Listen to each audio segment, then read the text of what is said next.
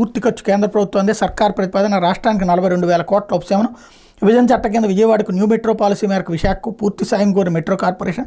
కేంద్రానికి పంపించిన రాష్ట్ర సర్కార్ తొలిదశ మెట్రో కారిడార్ల ఏర్పాటుకు ఏపీ మెట్రో రైల్ కార్పొరేషన్ సిద్ధం. థర్డ్ లైన్ విధానం అయితే దేశంలోనే ఏపీ మూడోది అన్నటువంటి వార్తని హైలైట్ చేశారు. ఇకపోతే సిఎఫ్ఎంఎస్ లోపాల పుట్ట భద్రతపై కాగ్ తీవ్ర అభ్యంతరాలు. 3 ఏళ్లలో 968 కోట్ల నకిలీ బిల్లులు చెల్లింపు.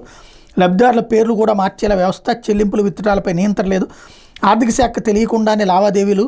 అధికారం లేకపోయినా బిల్లులు రద్దు. సిఎఫ్ఎంఎస్ వ్యవస్థలో నకిలీ బిల్లులు గుర్తించేందుకు ఎలాంటి అవకాశం లేదు. ఈ లోపం వల్ల 2018 ఏప్రిల్ నుంచి 2021 సెప్టెంబర్ వరకు 141,917 నకిలీ బిల్లుల కోసం 968 కోట్లు చెల్లించారు. ఇది ఖజానాకు నష్టం. ఈ వ్యవస్థలో ఏదైనా ఒక విభాగంలో ఎన్ని చెల్లింపులు చేయాలన్న పరిమితిపై నియంత్రణ లేదు. దీంతో 2018 ఏప్రిల్ నుంచి 2021 సెప్టెంబర్ వరకు 2,545 మంది పెన్షనర్లకు సంబంధించి 218 కోట్లు డబ్బు అధికంగా డ్రా చేశారన్నటువంటి వార్తని హైలైట్ చేశారు. ఇకపోతే ఇంతకే ఇప్పుడు దీని లెక్కన తెలుస్తున్నది ఏంటి? సిఎఫ్ఎంఎస్ అనేది 2018 ఏప్రిల్లో అంటే అప్పుడు ఎవరున్నారు? చంద్రబాబు గారు ఉన్నారు. అప్పటి నుంచి నడుస్తోంది అన్నటువంటి విషయం ఇప్పటిదాకా తెలియలేదు. ఇప్పుడు రాసుకొచ్చినటువంటి దాంట్లో ఇప్పుడు కూడా అది జగన్ పాపమే అని రాసే ప్రయత్నం చేసుకొచ్చారనమాట. ఇకపోతే